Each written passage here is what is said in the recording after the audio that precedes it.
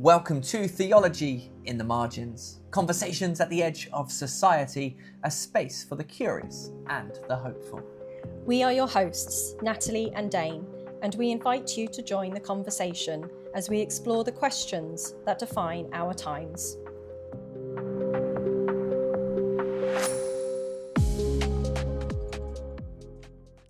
Welcome to episode 2 of Theology in the Margins.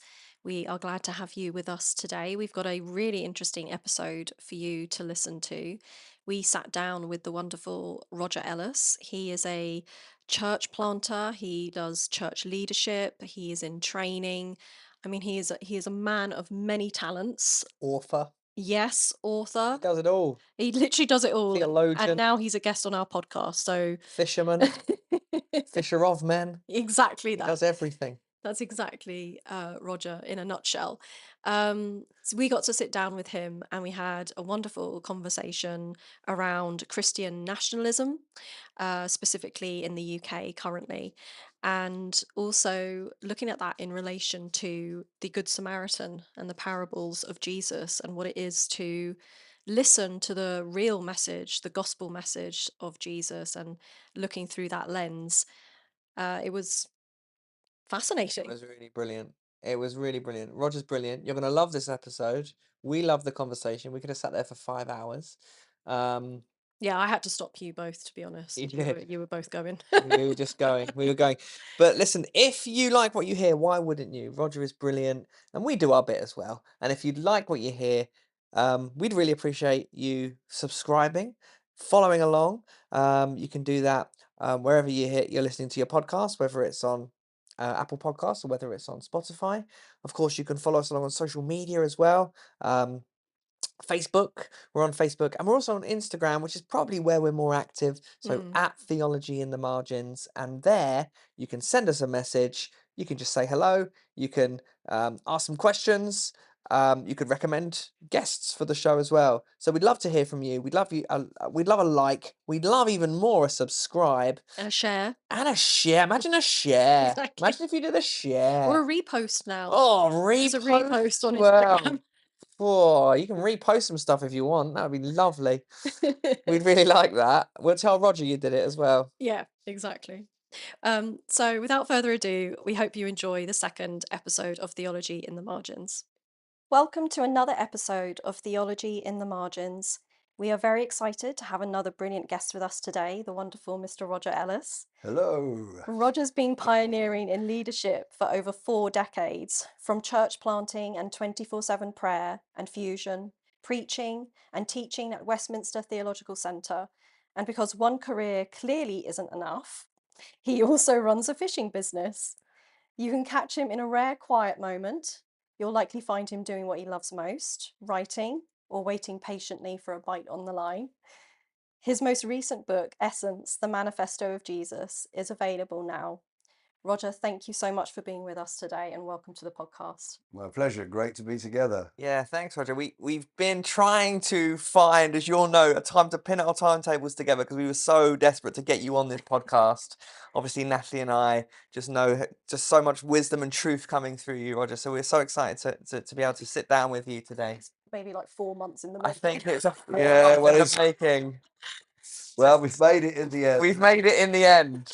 Let's hope I can be vaguely coherent Always. after a night's fishing last night. I'm shocked. Roger, we want to start with the sort of origins of and as I say, Natalie and I, we were really keen to talk to you when we drew up a list of what are we going to talk to Roger Ellis about. And I think it was more akin to a novel than it was a list of subjects because we've just heard you, we've had the opportunity to hear you speak on so many wonderful things through theology, through the message of Christ and the Gospels, through your work with churches and leadership. But it was one sermon in particular that you gave that Natalie and I both were lucky enough to be involved with or to listen to. And it was the work that you did around the sermon that you gave on the Good Samaritan. So Luke 10:25 to 37, Jesus' parable, probably one of the best known sort of Gospels. And after that sermon that you gave, Natalie and I both looked at each other and said, yeah, that's the stuff that we want to talk about because we felt in the moment it just really spoke to the sort of historical moment. So with that said, I wonder if we could just start by asking you about that sermon that you gave. Talk to us a little bit about this parable, the Good Samaritan, which our listeners, I'm sure, will be familiar with. You Or know, not, though. or not, Or not, perhaps not, actually. but This is a conversation for everyone, right. right? It's So the idea, I mean, certainly, excuse me, certainly, I think it's sort of the idea of the Good Samaritan is almost become a sort of a mythos, isn't it? mm. So why did you choose that sermon at this particular moment? And sort of what drew you to preach on that parable? And why do you think that the parable of the Good Samaritan resonates today in this sort of historical moment? Well, I think it was part of a series, and I think we've always asked. I often say that religions are great, can be great. Religious ideas can be good, but the moment you put Jesus in the middle of them, it basically turns everything upside down. Mm, So you can have this idea of that this is what religion or faith or principles are or holiness is or whatever that you're talking about. But the moment you apply, you put Jesus at the foundation of it, everything seems to get ruined and turned upside down because it's inconvenient for everybody, right. very, very challenging. And Yeah. obviously, we are in a moment as a nation where you've got all of the economic and political upheaval. You've got all the stuff around nationalism, immigration, all of these issues, and then you've got some sides of the church that are very much at the cutting edge of welcome and care, and then you've got this veneer thing, Christian nationalism thing that's going on, which again is Mm. amorphous, concerning, whichever way you look at it. And so you take something like the Good Samaritan, and it's a bit like it's so close to the bone Mm. in many many different angles. So it was brilliant to be able to take a fresh look at it. Yeah. Yeah, I mean, obviously we sort of that really resonated with us, and as I say, sort of underpinned.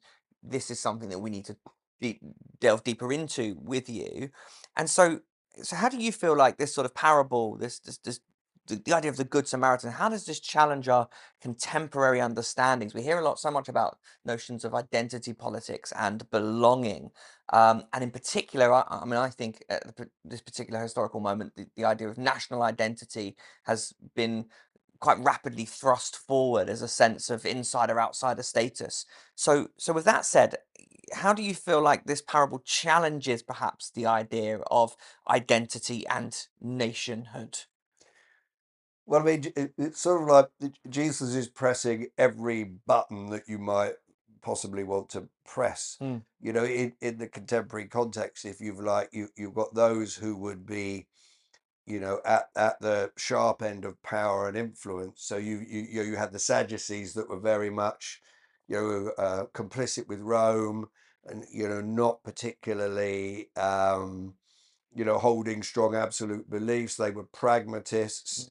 So they're at the rich end, and then you've got the Pharisees who were they get a lot of stick, but they were trying to make things work for the everyday people, but they were more the grassroots, if you like, in that kind of thing, and bringing laws and a lot of kind of self-righteousness in the mix, but they were trying to make it work. And then you've got the group, the Samaritans, who historically had been, were persona non grata religiously, socially, mm, that kind of framework.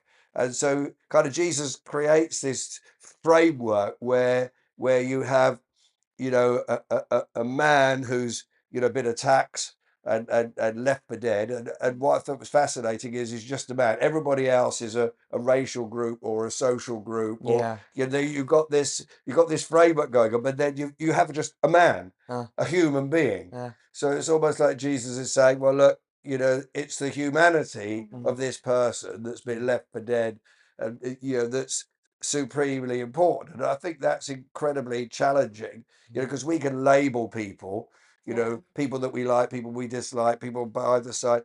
But ultimately, every human being is made in the image of God. Mm. And so that struck me. I'd never, in fact, a couple of people came after me afterwards and said, I've never thought of that before. And I hadn't thought of it yeah. Yeah. before either. Until I started to read around, and there were a couple of writers that were pointing that direction. I thought, wow. But then you've got this other scenario where, and it's not like Jesus is divorced from it. It's not an external just externally criticizing, because he'd been to Samaria before Mm. and had been rejected in Samaria. Sure. And then you've got the story in John 4 where, the Samaritan woman, who's one of the first people that he reveals his true identity to. And, she's clearly had quite a complex relational background with several men involved. He sees all of that and embraces her. So on the one hand, you've got his rejection by the Samaritans, and you've got the other hand, the Samaritan woman, and then you've got this parable of the Good Samaritan, Yeah. which is a bit like, pick the person that you have the most problem with, or the group of person that you might have been most hurt by, or you would like to critique the most, and Yeah. call them good. Yeah. Yeah. And, Yeah. and so he's like this kind of reversal Yeah. that is so much part of Jesus' ministry, this Yeah. reversal of power, that's right at the key. And so you almost like, you've got this guy that's, broken on the side of the road, and it's like all the people that you would expect, Mm. would do something, are all on a hurry. They're going somewhere else, and they might have a good reason. Oh, if I go and help, then I might get knifed, I might get beaten up, Yeah. I Yeah. might be, so it's not. So you've got that whole dimension coming on, and then suddenly you have the Good Samaritan, Mm. who goes, inverted commas, the extra mile, which is Yeah. something Yeah. that's very much also part of his teaching. In order to, so it is in the midst of it all, Jesus is saying, well, look, it's about the humanity of this person, but also it's about, well, what is goodness really about? Yeah. Is it about this religious sham? Is it about the powers or whatever? And the person that you least expect it shows what the kingdom of God is really about, what Sure. love and justice is really about. Yeah. And so it kind of turns everything up, the outside or the It's the the upside down inside. kingdom, isn't it, that that Jesus brings in. Exactly. He completely inverts it, doesn't he? That at that time they were expecting literally a royal person to come in, a Yeah, literal royal like king absolutely. to come in with an army and have this power, this hierarchy, which he absolutely does have. He is our king, but he completely subverts it and turns it on his head. And I think that's what's so amazing. And with this parable as well, he's showing that it's the ordinary person as well Yeah. that can make Yeah. the difference. We don't need to be looking to powers of authority to be the ones that make change necessarily. It's Yeah. it's all of us. Like Yeah. we're all equal in that You know what it sense. subverts as well? I mean, in a more contemporary sense, I know that Akala talks a lot about this, and he talks about a sort of media narrative whereby very often, to coin a term from Stanley Cohen, um, Akala talks about the idea that the sort of we have these almost mythological folk devils at any one time throughout sort of human history, and Yeah. this Yeah. is the sort of group that's to be blamed for the moral panic of the moment, whatever that moral panic might be, the sort of subversion of our values, rising crime rate, and Akala sort of talks about this idea that in contemporary media narratives, what you sometimes get, or what you often get, is the idea that people's ethnicities in particular are put forward as the prime cause of their deviance. So an example might be if there is a sort of grooming gangs and things are very much in the sort of media at the moment. And we either have sort of grooming gangs or we have quote Pakistani grooming gangs, and so ethnicity is often put forward as a Mm. sort of prime reason for it's suggested. So it's really interesting, this subversion of that to say the good Samaritan is almost like you say, sort of doing the opposite of Well, that. exactly. That Yeah. that just about sums it up, really. Mm. You know, and that's. But I think that the whole of the New Testament is very much like this. I mean, I was having a conversation with someone, last week, Mm. and it was like, it was in the context of a movement, 24/7 prayer, and it was saying, well, look, we need the voices from the margins, because so many of the people are involved. They're involved in different parts of the world, in different communities, doing stuff with refugees, and we need those voices at the center of the movement. Yeah. And I said, well, actually, in the context of the early church, there was no edges. It wasn't like the voice, because Paul's analogy of the body of Christ, is this neither Jew, Greek, slave, nor free, male nor female Mm. dynamic? That's his kind of structural vision. And then, you know, you have this thing in 1 Corinthians 12 with the church as a body. But what he does is he, you know, it's in a heavily Greco-Roman context, but what he does is he turns everything upside down. So the head, which in the Greek mindset is the one that sets everything, it's at the top, it's where the power is, it's where that's at the bottom, Yeah. and then all the other bits of the body are at the top. But so there's no margins. Yeah. Yeah. You know, that's the vision, if you like, built on Jesus. That we see communities emerge where there aren't margins, because we're all vital and essential to, you know, to God's purposes, life in the earth, and we're all so I think you're right. We create these enemies. Jesus kind of like turns that upside down Yeah. in a very interesting way. Yeah. And you've got the reversal of power. You know, Jesus, you know, comes as a, you know, refugee, and all of those kind of dynamics. The whole gospel is full of it, really. Yeah. Yeah. As we spoke about it in our last episode, and it's been a topic of conversation anyway, is obviously there's been like this rebirth of those coming to faith. We've seen it across globally, but obviously we're seeing it in the UK as well. So what is the role of the church now then? We've got this rise, we've got this rebirth happening, people coming to faith, especially younger generations as well. But we're also seeing this very interesting. Can I add a little caveat onto that question? Yeah. I think it's a necessary question about Yeah. what the role of the church is. Yeah. But I think we've been talking about, so this is the Bible Society, you know, Quiet Revival, Yeah. which a lot of sort of bodies and churches and you know, are talking about the high reliability. There's pretty strong evidence that there is, especially amongst young people, especially amongst young men, a real revival of Christian theology or Christian faith. So not just people identifying as being Christian, but practicing Yeah. Christianity. And I think something that we've talked about, and something that I'm just always conscious of, is the parallels that run between these kind of broad social movements with the coming to prominence, perhaps, or legitimization of sort of far right politics. So, in many ways, these might be completely separate, you know, issues. But I wonder, when you look at the amount of young men, again, young men in particular, who are more likely to, say, vote reform. As per a lot of the polling shows, I just wonder whether there's also a danger that we see.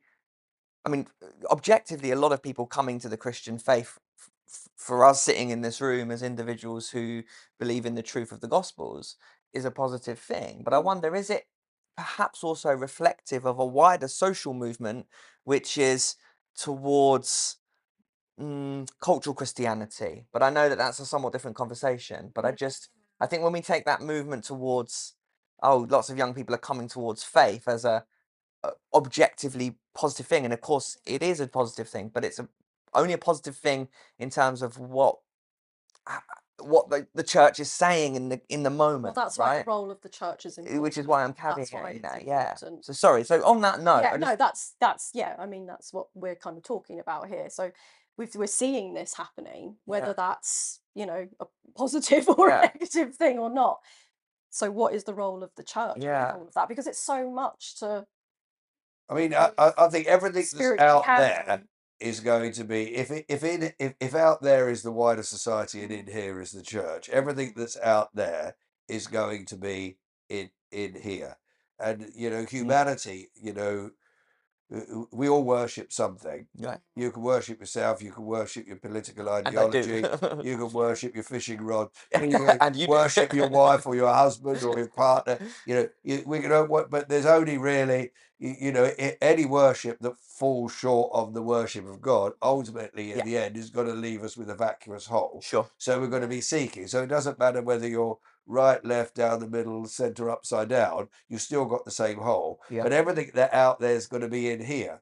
So, you know, when you look at Jesus' disciples, you've got, you know, Matthew, tax collector at the very least, complicit with Rome.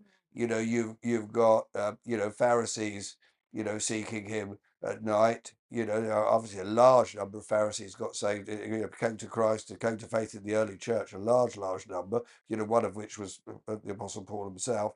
You know, you've got, you know, you've got Mark amongst, you know, even the Gethsemane. when they came to arrest him, they chopped the ear off of, and Jesus saying, "Have you learned nothing? Do you think we came here to fight?" Simon the Zealot. So within the disciples, you've got everything you've got collaborators, you've got the religious, elite coming to faith, you've got the zealot dimension. That's just within Jesus' disciples. Right.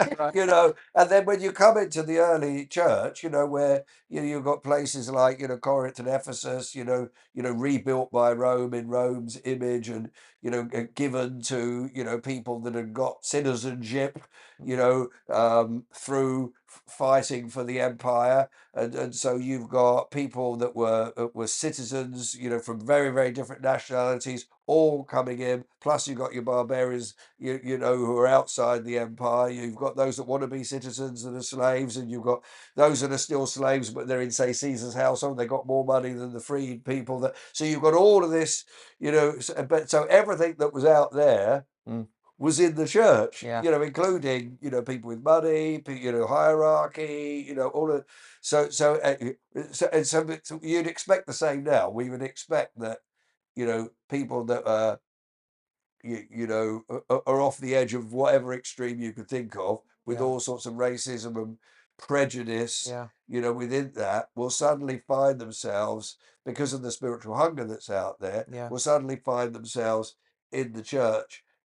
Then they have a problem. Yeah. It's Paul's thing, don't be conformed to the pattern of this world, but be transformed by the renewing of your mind. Then you can work out what God's will is for you and all of this. And it was a bit like when I first came to faith at the age of 19. I'm praying, and I really felt, the kind of thing I felt coming back from God was, look, well, don't worry about it. We're incompatible, and I don't change. Yeah. So I've got this kind of issue where virtually, some of my beliefs were vaguely compatible. Most of my beliefs were completely incompatible. Sure. And I needed to do a major rethink on my ethics and my morality and all of that. You need to read and pray and think, and so the church, I think, should be a place where people can come in from all different places, where they can be loved and included and accepted. Yeah. They find something of God and Jesus and the Spirit, and if they do that, the change is already starting. And the church should be a place where people can ask their questions, where they can be, mentored and nurtured, where they can hurt people and be hurt and learn how to forgive, learn how to be reconciled, because the last thing we are is perfect. And that it helps then people detox Yeah. from stuff that's damaging. So it turns things upside down, enables them to detox, and then reconstitutes them in terms of calling and purpose and destiny. Yeah. And that and in that you'll have some people who are called to be poachers, and other people that are called to be gamekeepers, and some people that are both. You can say that Mandela, started as a poacher, ended up as a gamekeeper. Right. Started in prison, so came all the way through, and then ended up in government. Yeah. And obviously there's different challenges. Yeah. You might be, very much be underdog. You might then get out there, you may start a business, you might employ a few mates, and suddenly you're an employer. Right. So now, what is my justice? What is my critique? Yeah. What does that mean now? Yeah. I'm actually running something. Is there Sorry, go on. oh, sorry. Is there a concern or a worry about the negative associations that might be being put on Christians at the moment with everything that's kind of happening in the news? For context, we're seeing in England there's been a lot of protests and a lot of things against anti-immigration in particular. I'm referencing an example for ourselves. We were contacted by some friends who aren't believers, and they were wondering what our opinion was. Yeah. Like, is this what Christianity is? Like, Yeah. they said they could see people marching with the cross and saying Jesus is king. Well, this Jesus was is the king. I can't remember what was it, Don't know the which patriot. what was which one? Yeah. But it was a Patreon, march. Yeah, that's right, something. Patreon. whatever. And then obviously UCAP, that Nick Tanconi Yeah. sort of claims Christian identity. Yes. And again, the danger is that you end up going, well, that's not, because they're not practicing an ethical Christianity that I would recognize. Who am I to gatekeep that and say that's not Christianity or you're not a Christian? So That is really problematic, isn't it? And like you Yeah. say, I mean, the sort of far right march in London, the sort of Tommy Robinson led nationalist marches in London, they were literally holding crosses, Yeah. walking through the streets of London, Mm. decrying migration and the influx of Islam. So we sort of return back to that idea of the foreigner or the alien. And that, yeah, it is problematic, isn't it? This Because, more a nominal Christianity, and yeah, it's not the message that Jesus preaches through the Gospels. This is more of a white British nominal Christianity that we're seeing having a bit of an uprising. yeah, I mean, it's tough, isn't it? I think that the Judeo-Christian faith has always had a um, uncertain relationship, shall we say, to the nation state. Right yeah, from the beginning, with the prophet Samuel saying, "Well, look, if you ask for a king, king's got to have." The king's going to tax you, the king's going to take your sons and daughters to battle, the king's going to do this, the king's going to do that, the king's going to do others. But if you really want a king, you can have a king. So they had a king. mm, Yeah. And then you see the difficulties of even, King David's life, who, is the man after God's own heart that Jesus descended from, who had so much of, God's passion and God's heart at the beginning. But at the end of his life, the things that he had to do in order to maintain, in inverted commas, the state were very destructive to him yeah, and to his family. And you kind of pull it into the New Testament, and Jesus is a bit like, well, render to Caesar what is Caesar's and render to God what is God's. God is the one who's Lord and over all. We have these frameworks in place, and the New Testament church were very similar. At one level, it's pray for those who are in authority, but Jesus is Lord. Which is an incredibly, yeah, and Paul, particularly in the book of Ephesians, is he's lining up the temple of God and the community of God and Jesus as Lord alongside the empire in direct opposition. So you've got this prophetic clash, and so there are all these dramas at work, and I think all empires in the end require economic control, they require political control, and they require some kind of spiritual yeah, dimension. There'll always be, whether you look in communism, there'll always be the deification yeah, of, there'll always be this worship that's there. Whether you look in dictatorship, is worship me. It's always the same. And that's why the book of Revelation, you have the beast, the political power, the false prophet, the religious sanctification of it. That all of that kind of framework. That empires are like that, mm, and so you tend to have this ebbing and flowing. And I mean, I'm a nonconformist. I mean, I'm talking to a leading minister who's being ordained, and I said, well, congratulations, it's really great, but I wouldn't be pledging allegiance to the Queen anytime soon. And he said, oh, don't you worry, Roger, she doesn't ask you to do much, but it is like this, for me, I like my English identity. I like this nation. I don't like everything about it, yeah, but and you asked me, would I disestablish the Church of England? Would I do all of that? I'd probably answer no, because what's the alternative? yeah, right. You end up with a presidency, which doesn't seem to go too well right It's now. not, yeah, I'd rather have our weird, bastardized system that's emerged over the generations, that has some framework in it. yeah, But then you're crowning a king of a nation state using Old Testament yeah, psalming of the Messianic King language. You've got, when I was in America recently, I said to the guy, some of my friends in Phoenix that were, mourning in the midst of the nationalism there and were really depressed. I said, well, look, don't worry about it. We've been there soon. And I sung them Jerusalem, did his feet in ancient. I think I graduated to that song, actually. That loot, yeah, it's well, it's like, Yeah, exactly. I've heard it at funerals. Yeah, right. Really? I've heard it at wedding. I mean, really? Was it your wedding, Roger? No, well, I won't tell you that story, but it is a funny story. But it's a bit like, you know, what happens is as faith grows and revival happens, well, what do you do? Yeah. And then you have some strands within Christianity that say, well, we want to influence the society.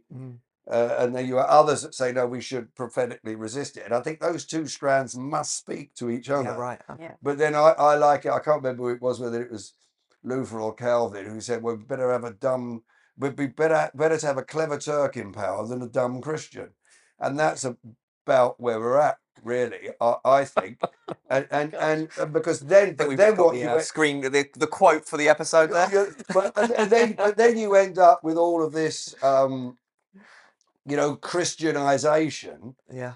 You know, which at one of you say, would you, well, if Christianity is about all human beings made in the image of God, and so therefore everything that runs from that in terms of human rights, in terms of human dignity, you know, in terms of democracy, in terms of freedom to choose, you know, that's right at the heart of the gospel with free to choose. Those values then move into society and begin to shape politics and all of that. That's really good, but it's freedom to choose. Yeah. And you can't legislate it and then you end up with, well, somebody's got to have the power, and so you end up with yeah, I can't remember Luke, what's his name, the guy I sent you the maybe Oh, I couldn't by the tell time you the off the top of my podcast I'll head. remember his That's it, yeah. he's on a whole thing. He said, well, Christian nationalism as a term, there's best, you know, there is within Christian what's being called Christian nationalism. What we don't like is, you know, racism,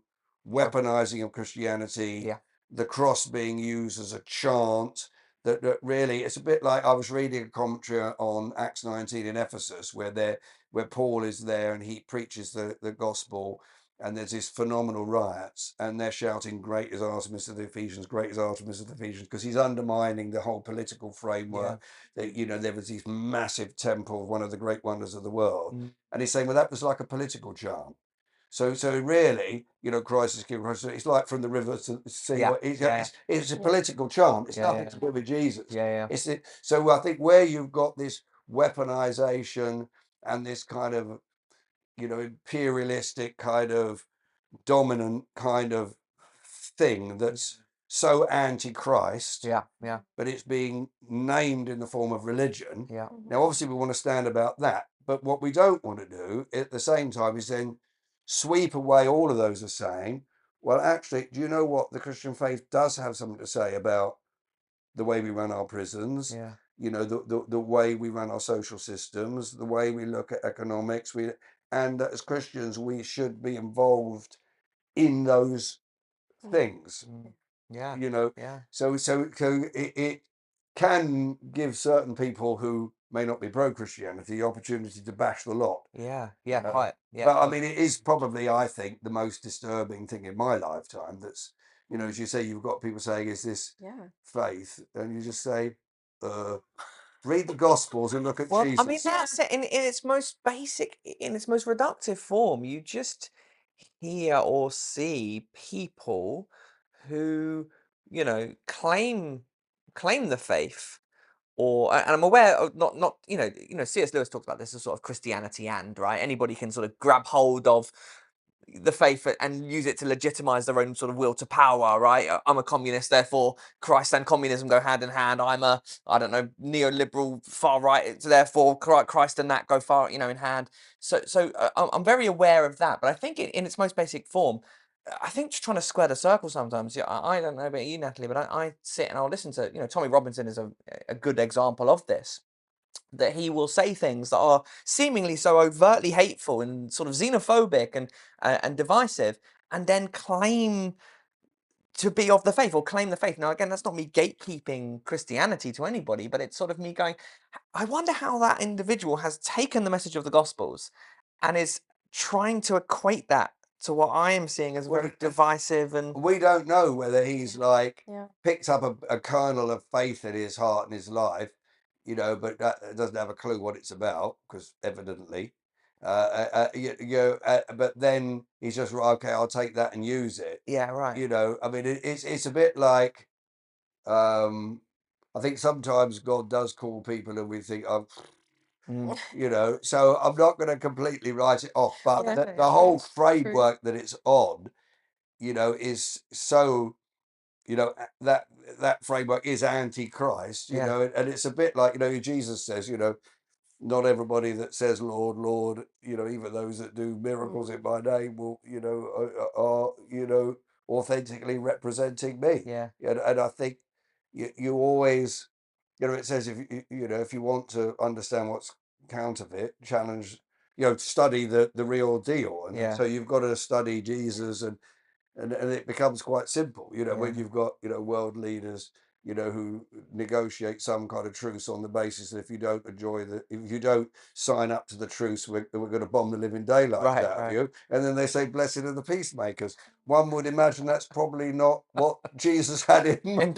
Indeed, yeah, probably. It's that it, classic, isn't it? Like even the enemy recognizes the one God, isn't it? yeah, Right. So it's people sitting round a table in the early church. It was these people that had been enemies sitting yeah. around the table, the slaves that were leading the church with that. It's that kind of thing. I mean, it reminds me of a story of a friend of ours who, he's half Italian, half Jewish, but became a Messianic believer. He was in Israel before the current troubles, was traveling to Palestine regularly, meeting with undercover, going to Iraq, places like that. And he found himself in a Muslim country, speaking at a, underground, gathering. And his interpreter was, it was from a really radical end, Islamic family, and this friend of mine was like, I wondered how this was going to be, because this guy was, before he came to faith, was known as being, violent, everything. And so they went out for they went out together for a coffee or what, but they sat there in a room, and they looked at each other across the table. And this guy said, from the smallest age, every day we would curse Israel, we would curse this, we would curse that, and then I came to Christ, and something's really, changed for me. And so the fact that these two from opposite sides, if you like, Yeah. and one was actually translating for the other. I mean, almost everything they said was completely irrelevant, because these hundreds and hundreds of young people that were listening to it were like, Yeah. we can't even believe this can happen. Yeah. Right. And I think that's the kind of peace that happens, through the cross, through the sacrifice of the cross. And I mean, I'm no mediator. That those that are, historically, if you look at the best mediators across the world, people who are behind the scenes, it's Quakers, Yeah. it's these kind of people that are delved into Jesus that are the most helpful. And that's, in a sense, you look at all this, because the more violence just begets violence, just gets violence, it goes to generation, generation. I mean, how on earth can you stop this without something as cataclysmic as Yeah. the Son of God, Yeah. the Eternal One, laying down his life upon the cross and being risen with it? Only something that Yeah. radical Yeah. can deal with something that is so primevally broken, and the evil that's just laid on top and on top and on top. Without that, you're left with what moral relativism, Yeah. right? And like you say, you can't equate that. It's never gonna. Yeah, well, what is loving? Well, we try and do whatever you like, as long as you don't hurt Love you anyone. so much, I'm gonna bomb democracy into you. Well, Yeah. Right. like, it just doesn't really make sense, does it? Doesn't. And that's Yeah. where, see, somebody's got to say, love is the primary motivation. Yeah. Now, I mean, if I asked my father-in-law, who's you know Messianic Jewish believer, expert in Islam, world religion, whatever, and I said to him, well, if you were to sum up the character of God in the Old Testament, how would you sum it up? And he'd say, oh, love and holiness, bang. Mm. But because real love is true holiness. Yeah. Holiness is not this horrible, cruel, disembodied, Yeah. sort of sanitized kind of thing. Holiness is the thing that gets down in the gutter, and Yeah. and that really manifests love, but it still retains purity and care. Yeah. It's not. So anyway, Yeah. It's beautiful. I'm wondering, Absolutely. but Yeah. it's these are fantastic conversations. Yeah, it is. It's like it's just a minefield, really, isn't it? I mean, Yeah, I'm thinking as well how, God is love, and everything that is preached through the Gospels is about love. And what we're seeing happening with everything in the news, or the Christian nationalism, what have you, it's all operating out of fear, Yeah. which again is the complete opposite of the gospel. But it's this fear of that stranger, it's this fear of the other. Yeah. And I think, not to make things about Brexit, but we've seen that increase since Brexit. There's Yeah. been this Yeah. real fear about people coming over here from other countries Yeah. Well, I with mean, different since faith Brexit, because backgrounds. Brexit's a symptom of that, though, right? Yeah, Like absolutely. it's been easy, and I know, Roger, we were talking about this before we started. Capitalist though as It well. is, yeah. It's also Roger become was saying capitalist. before we started recording, Yeah. we were talking about how, and this is not to sort of shoot those on the right, like Roger said. This is not a conversation about left, right, or down the middle, or anything else. But typically with Brexit, those on the right that were driving it, i.e., sort of Michael Gove, Boris Johnson, Nigel Farage, they had very simple messages that spoke to the fears and frustrations of people. And yes, there was far more complexity to it all, but in its simplest form, going back to the idea of convince people that there's a moral panic, blame a folk devil for that, and then present yourself as the solution, or present, in this instance, Brexit as a solution. So you're absolutely right with what you're saying. I think that it operated out of fear and frustration and anger, and so too does the current narrative or discourse around Christianity. Sigmund Bauman, the late great sociologist Sigmund Bauman, had this brilliant concept that he called retrotopia, and he sort of said that what happens in these instances is that effectively those with a will to power will devise a utopian society that used to exist. It never actually existed, but you can create this idea of this sort of almost mythological society that used to exist. And an obvious example of that would be the sort of Make America Great Again narrative, right? Which is America used to be this wonderful place where all the working class, especially the white working class, had all this power. Not quite sure which America this was that he was referring to, but that's what it used to be. And if you get me into power, I will take us back to that place. And part of me wonders whether this sort of, by pulling on the idea of, like Roger's talking about, the idea of a society based on, and when I say Christian values, I mean the values of the Gospels, right? The love of the Gospels. That sounds just wonderful. And if we can convince people that used to exist, then we can say, we can go, yeah, we're going to take you back there, whatever that thing was, whether it's Make America Great Again, whether it's we want our country back, i.e. Brexit, whether it's we're a Christian country. These are thinly veiled. But people, I fear that most of these people don't actually know what that is, though. They don't know what the Christian values are. Interesting. It's just that it goes back against that nominal kind of Christianity, and not actually practicing and living that faith. If you're not actually reading scripture, if you're not attending a church, being part of a church community, you're not going to have that transformation. You're not going to see those Christian values take shape. Yeah. I mean, I think you're, I mean, all of these, everything you've just said, I think is really pertinent. I think we are also in a a very, people call it a civilizational moment, in terms of, we've almost gone, enlightenment, almost post-enlightenment, pre-enlightenment, enlightenment, post-enlightenment.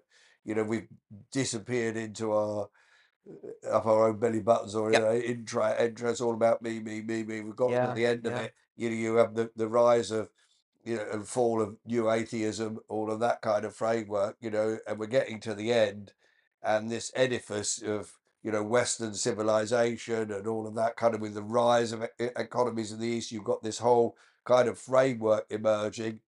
There's a guy's name escaped me who's written this book, The Age of Hitler and How We Will Survive It. And he's basically saying, look, we've gone from, a time where the great moral influencer was Jesus. Post Second World War, it's Hitler. So everything's defined against Hitler.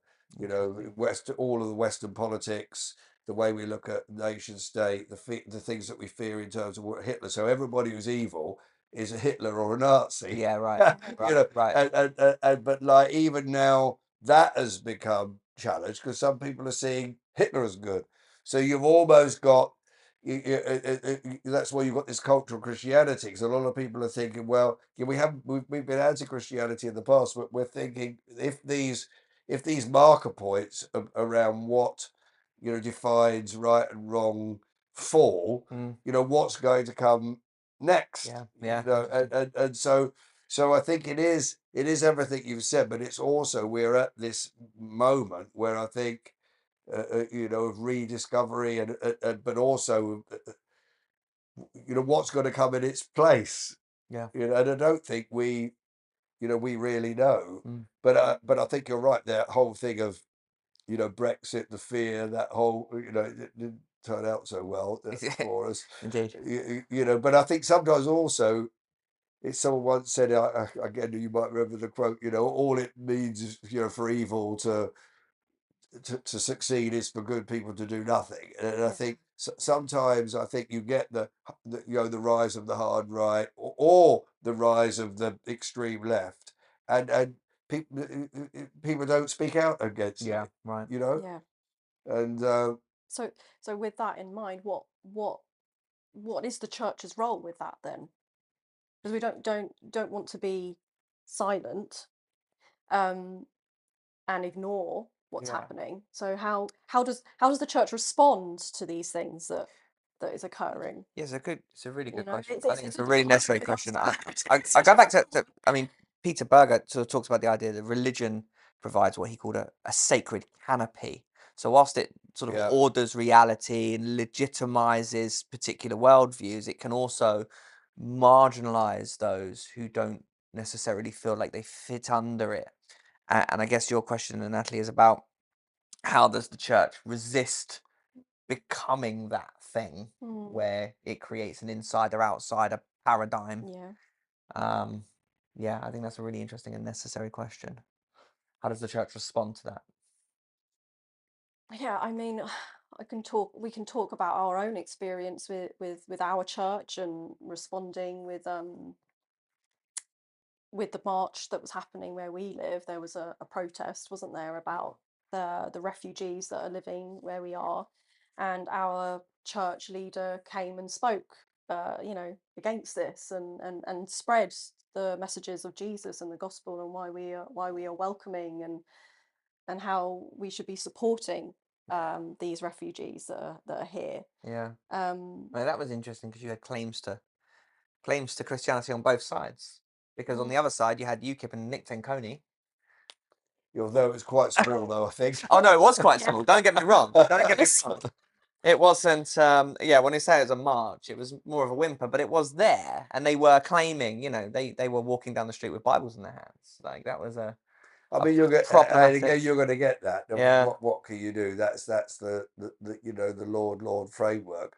I mean, I think at the highest level, you know, Christianity, does require a measure of faith and therefore an acceptance that God exists, and that therefore, because God exists, and created all things, that therefore the whole of human life and our lives should be reordered around that reality. Yeah. So that does create a framework. Mm. So one scholar, in summarizing Paul, saying, well, what's in?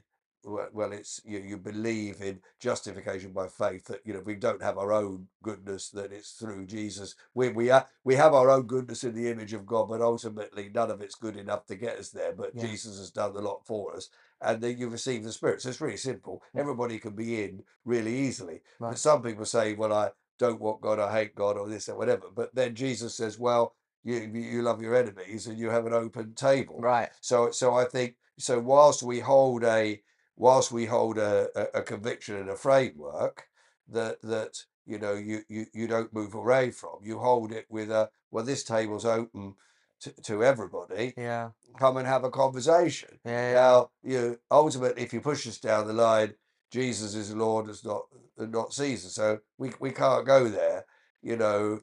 But I think so. The framework of the church, I think, is holding on to that distinctive, experience of God that's fleshed out in the scriptures. But you hold that in a way that you're loving your enemy, and Yeah. you're not there to, even it has been said, the devil's theology is absolutely perfect, he believes in God more than any of us. Right. So we shouldn't be too worried that some people are using Yeah.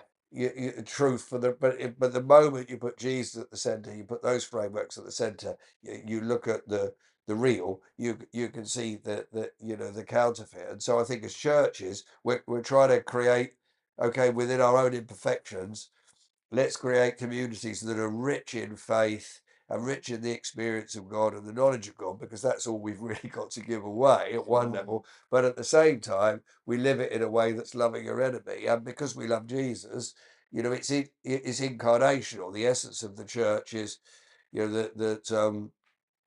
know, the creator laid aside his majesty in order to become a human, be found in human form, to live upon it, to kind of outwork, to show what God is like. He who's seen me has seen the Father. So you've got that dimension. And then the church, we are the body of Christ. So somehow, in a more imperfect way, with all of our faults, we're called to be inspired by this encounter with Jesus, and where we want to somehow flesh out, what would Jesus do, is a terribly reductionist kind of framework, and has been used and abused Yeah. terribly. But having said all of that, we might want to look at that, and that does affect our politics and our community and everything else. But ultimately, in the world, these are the things we've got to work out, which requires humility. Mm. It requires and it requires a different kind of power. It's Mm. not the power that controls others, that dominates, that enforces, that whatever. It's power to love. It's that sort of power. It's the power that's, when Jesus is on the cross, is able to say to the ones, today you'll be with me in paradise. Yeah. It's a whole cruciform power, as some would say. And so that's really all we have to give Yeah. as a church. But I think when you get groups of people that come together in community, which is how faith, the Christian faith, is supposed to be, Yeah. all the letters of the New Testament, all written to communities, not to individuals. And Mm. so when we all come together with all of our imperfections, and we kind of try and work this thing out together and how it works, and we kind of think, well, let's have a go, and we start to love and to reach out, and to hear each other, I think then we start to see, very powerful movements, which is why, if you look back, early feminism, early trade union movements, some of the early, businesses that brought transformation to, many ways, many of those were people that thought, well, let's try and see if we can work this thing out. Mm. Yeah. The whole town of Bourneville and Cadbury's, we give all our workers a decent sized garden, because everybody deserves to have a little piece of their own land and outdoors and all that. These are Yeah. all people. Now, no doubt, if you looked at their business, you'd find some things that weren't so good. Of course. Yeah. Because they're human beings, but at least they were having a go. Sort of think about the Israeli kibbutzis as well. Well, it's that kind Yeah. of thing, isn't it? And these things can go wrong as well, Yeah, because right. you have people leading them, and we tend to mess it up. But one of the wonderful things I think about the Christian revelation in the Bible, you see that, God doesn't seem to be too worried about his reputation, because, whether it's Abraham, Isaac, Jacob, David, all that, and everybody else, we could put that, well, and us, he's actually willing to identify with us and work through us. That Yeah. just shows a mode of operation. And so it's frightening, isn't it, really? But there's a lesson in that, I think, for us as well, as there is in all of this, which I think is about, I mean, I've certainly never been shy to talk about my Christian faith, but I have, and I think you've spoken to this, Natalie, sort of been conscious of, well, how is Christianity being represented by certain groups or political movements or anything else, and how does that reflect me? And actually, I think there's an element of that where, well, that doesn't concern me how it reflects me. This isn't about me at all. Yeah. And I can own my Christian faith and talk about the Gospels and evangelize what I know to be the truth without worrying about how that group over there might be claiming the faith. And I think there's something quite And I powerful think, in that. it's all like, you can't build anything You know, when I first came to faith, it was like I felt like I wanted to say, well, I'm not that, and I'm not Yeah, that, and right. I'm not Yeah, that, yeah. and I'm not These that. sort of totalizing But you labels know, that, yeah. but the problem is, I think, and it's one of the problems with deconstruction. Any business, political movement, group of people, church, whatever, who define themselves by what they're not. Yeah, You right. know, we're not this, we're Yeah, not that, yeah, we're not the other, we're not. Well, you've got to eat yourselves then, yeah, yeah. because all you're defined by is what you're not. And once you get to the end of that, Mm, you haven't got anything that is who you are. yeah, And so I think the key for any group, social group, particularly for the church, is well, this is who we are. This is what we're about. Now we realise that because we're all human beings, that within what you might even have to call Christian, you know, there are some deeply problematic yeah, things. yeah, But you know, ultimately, this is what we are about and what we see the faith is about. And if yeah, you keep that going, yeah. that's really important. And I think certain political movements, they're very good about what they're against. It's like being in opposition. Is the prophetic role is so important, Yeah, you know. But what happens when all that runs out, and then suddenly you get elected? yeah, yeah. Uh, you know, now Suddenly someone row else, back on the now economic someone commitments. else Yeah, right. is deconstructing you, and that's like really, you Yeah, know, and it is a bit easier. You know, I'm speaking as someone who, you know, I'm an activist. I like to do, you know, I yeah, like, well, yeah, okay, let's have a go at this. yeah, Uh, you know, it's like one of my mentors said. He said, you know, mistakes aren't sins. You know, all sin is most definitely a mistake, but mistakes aren't sins. So just get on with it. yeah, You know, and so it's when we're in this realm of critique and analysis, it's you know, in the end, you have to come out the other end and do something. yeah, It's like another friend of mine says, you know, he quotes, I'm terrible at remembering names. This guy says that basically, you know, for the simplicity that exists on the near side of complexity, I wouldn't give a fig. But for the simplicity that exists the other side of complexity, I would lay down my life. fab. That's And great. you just think, That's great. doesn't that sum it That up? does, really does. Yeah, You know, because at the end of it all, you get out the other side of all this complexity, and you just think, well, yeah. we just got to live this thing. And I think I read a book recently. I believe it was called Essence, the Manifesto of Oh, that Jesus. one, yeah. It's very good, but Funny you should I'd say that. encourage our readers to pick up a We'll copy. post a link. We'll post a link on our bio. But I mean, essentially, and that's always been, you know, really for me, that on the other side of the complexity of the theology that I continue to struggle with and probably always will, there is the simplicity of the message of the gospel Yeah, and the manifesto of Jesus. And if you Yeah. keep that in your core, Yeah. I yeah, think that it's such a binding, totalizing thing in Mm. its brilliance and its yeah. And simplicity. it's like no matter how, you know, I mean, you know, I work with some brilliant people, some incredible scholars, you know, people that are talented, you know, it no matter how talented, how gifted you are, you might be able to write music that can, you know, thrill the millions. No matter where your skills are, that all of it, when it comes to the foot of the cross, just pales Yeah, into absolute insignificance, and yeah, nothing. You know, it just has to say Jesus is Lord. And I think if but when it comes into that place and that position, suddenly rather than being you know, a projection of self, mm, it becomes something completely different. It becomes reordered and something that could really serve, yeah, you know, which is what we're all here yeah, for, all of us, yeah, ultimately, you know. absolutely, Mm.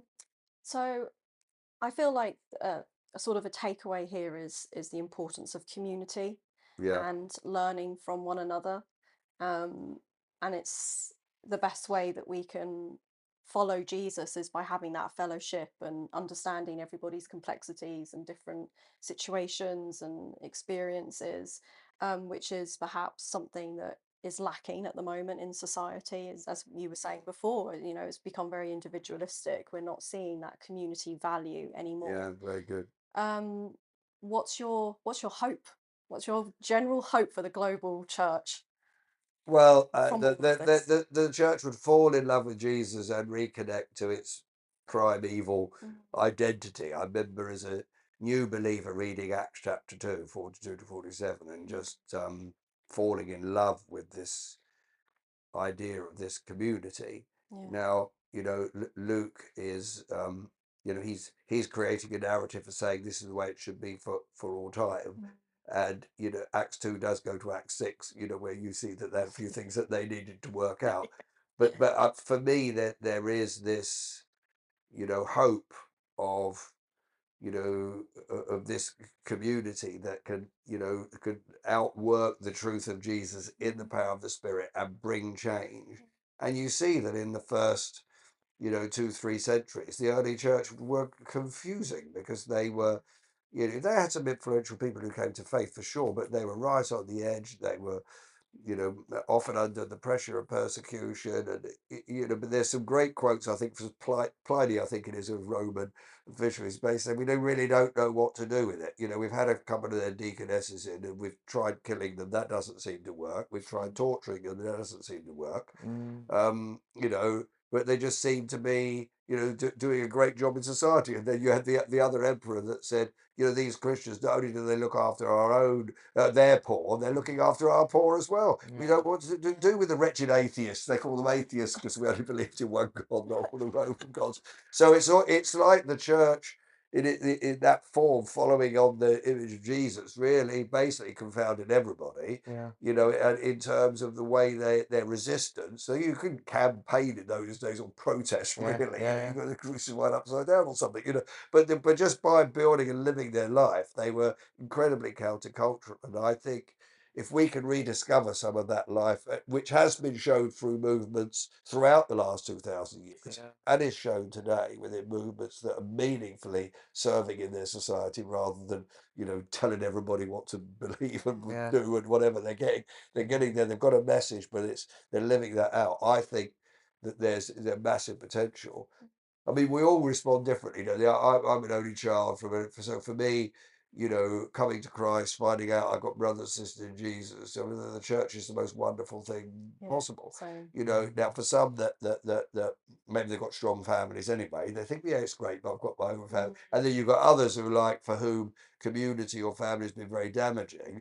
So they might look and think, this is a good thing, but I'm going to take it in a little bit easy. And I think for that, if that's you, please do take it easy and find a place where there are people that you can trust and care. And my experience right from the beginning, the first church I ever went to was, I mean, I was a long-haired metal freak, I'm not going in. The average age of this church was about 30, 40 years older than me. And those that were near at me were a bunch of sort of middle class, semi-academic sort of medics, and I'm like, I am the crocodile in a handbag factory.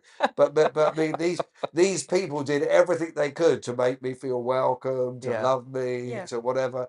And I remember being taken out, there's this one lady who was out the box, and she was a sculptor, and she invited me for Sunday lunch. I mean, I was like 18, 19. She'd have been like early 30s. I was like, this is a bit weird. So anyway, went for Sunday lunch and went to see all these sculptors, and we sat around the table, and she just eyeballed me across the table, and she just said, Roger, never, ever, ever be anything other than who you are. And that's stuck with me. Wow. That's 43, 44 years ago, because she could see that there was, there was, there was an element of which I might have, in order to be accepted, I might have. But what I found in the church, the right sort of church, if you can be yourself, whilst at the same time realizing that you need some.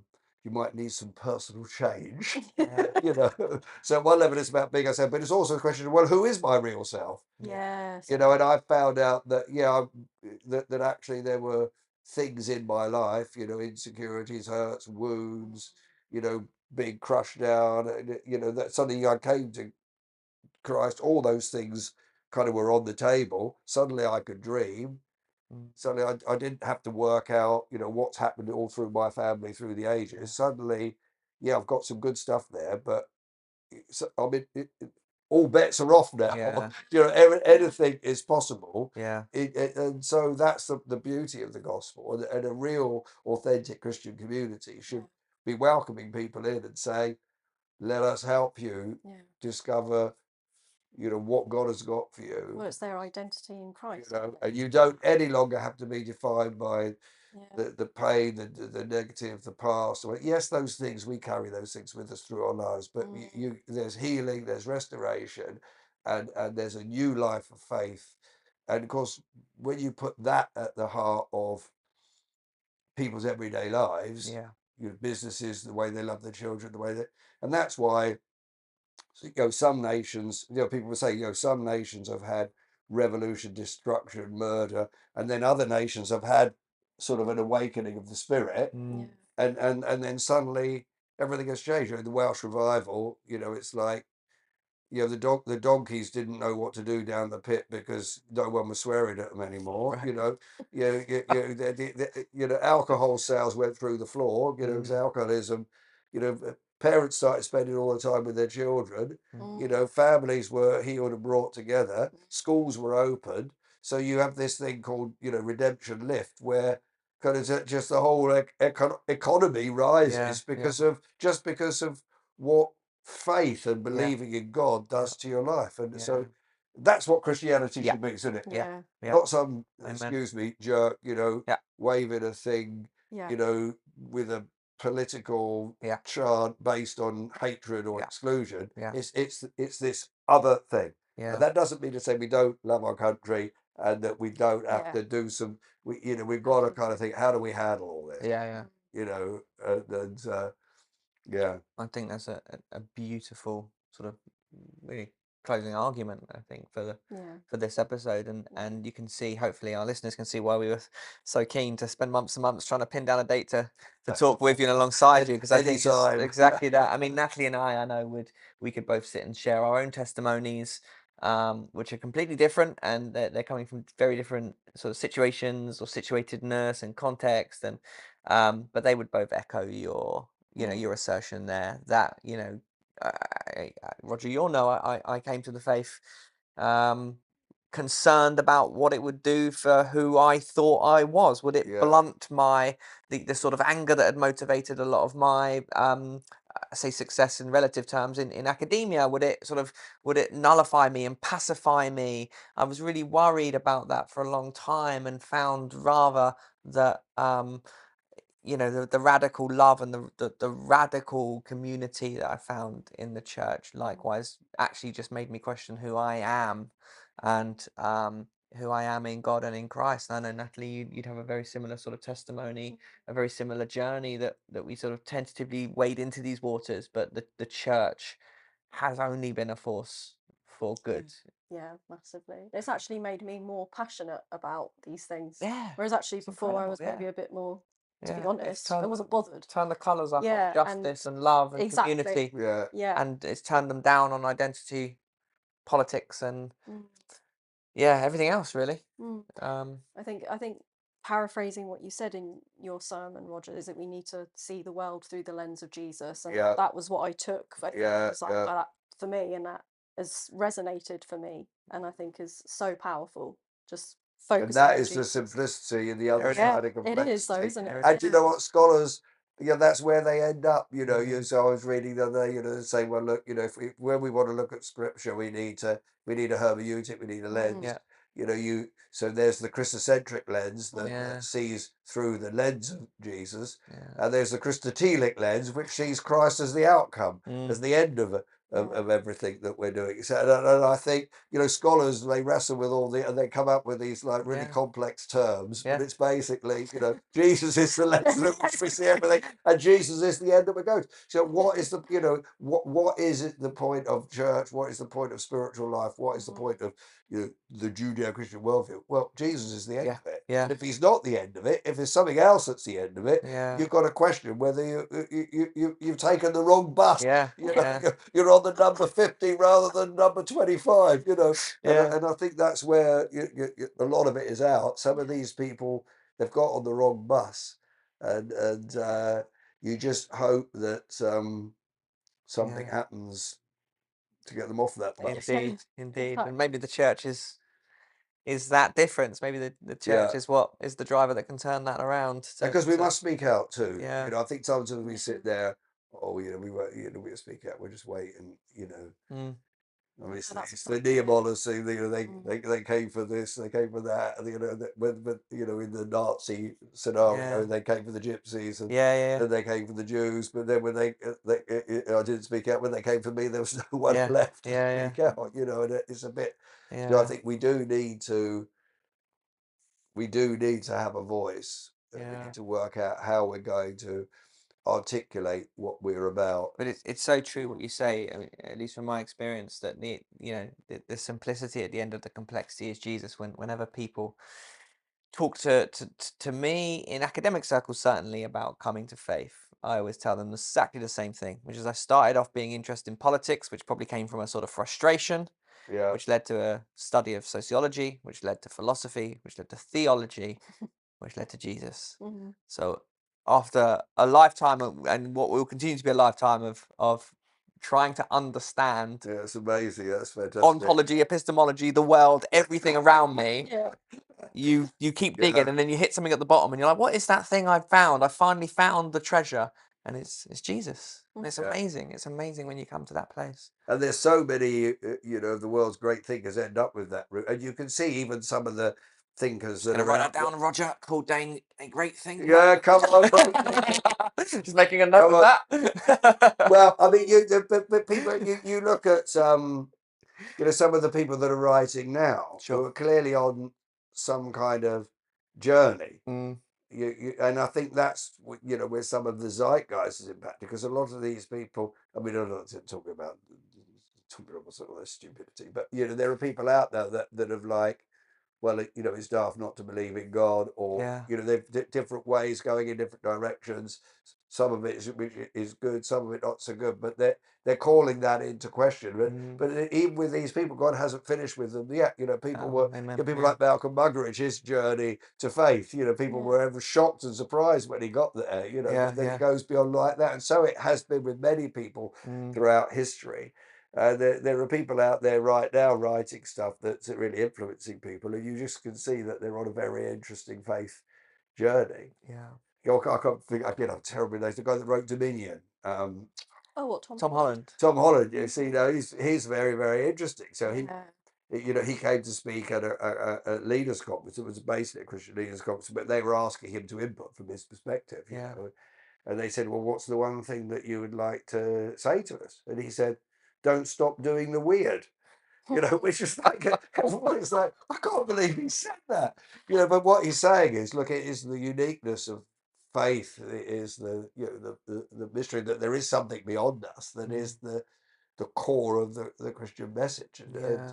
of course, he's phenomenally interested when you hear things that he's experienced, Sure. and you know, and so you've got, and there's other people out there that are on this kind of journey, like like every human being. But it's quite fun watching people that write a lot and speak a lot, because you can see the way Yeah, Yeah. that, Track the journey. Yeah. Sort of yeah, bookmarks into their yeah. on their way in. So your journey that you described is probably the same of many people, but Sure. also your, Natalie, yeah. which is much more, you know, More sort of supernatural and spiritual and yeah, yeah, dream yeah. but that's not just people that have been involved in spirituality. They've found another No. spirituality. No. One of the guys that my father-in-law is very ill at the moment. He's probably going to go to be with the Lord very soon. But one of the guys that drove down to see him was a guy who runs I think he's got his own carpentry business. It's classic sort of white man, Yeah. Essex guy, and he had a dream about God, and we more or less says, go to this church. And so my in-laws, they're in this little village church, which is, it's not like Revs. I mean, there's not many people Yeah. there. So this guy walks in, Mm, and my father-in-law, you know, who's basically, you know, he's an academic, he was traveling the world, whatever, meets this guy at the door, and Art starts talking to him. Yeah. And this guy's never read the Bible, never did anything. So he said, "Well, look, let's have a cup of coffee every week." He would go. So for years, you know, they'd have a little. They'd read the Bible together. This guy and he's you know, the faith. So that Now my in-laws have moved 3 hours down. The guy drove all the way down there. Wow. And my wife was Margaret saying this guy clearly absolutely loved my father-in-law, because here's somebody, you've got all these different types of people, Exactly. all with a different but common journey, but it's all, Christ is the end, Jesus is the end of all of that. And that's what's so exciting. So it doesn't matter, people are listening today think, I'm not religious. Well, we all say that. I'm not religious. For goodness sake, I wasn't religious. I'm, I'm first generation, Yeah. But the thought of church, as I thought it was, Yes. was like the biggest turn off. Yeah. But then when you start to read the Bible and you experience the real thing, you're thinking, oh, this is what I've been longing for my whole life. Yeah. So it's fantastic, isn't it? Absolutely. Well, this has been absolutely incredible, Roger. It's gone beyond my expectations, certainly. And we're so grateful that you were able to sit down and sit with us today and talk about just one aspect of of Jesus. Wonderful. Um, It's great fun. and I hope that, we'll be able to do this again one day as well. But Yeah. for now, we thank you so much for your time. And if anyone listening has got any questions, then please do get in touch with us. If you've got any questions for Roger, I'm sure we can pass them along as well. Yes, please do. And yeah, we look forward to having another episode for you soon. Bye-bye. Bye-bye. Goodbye.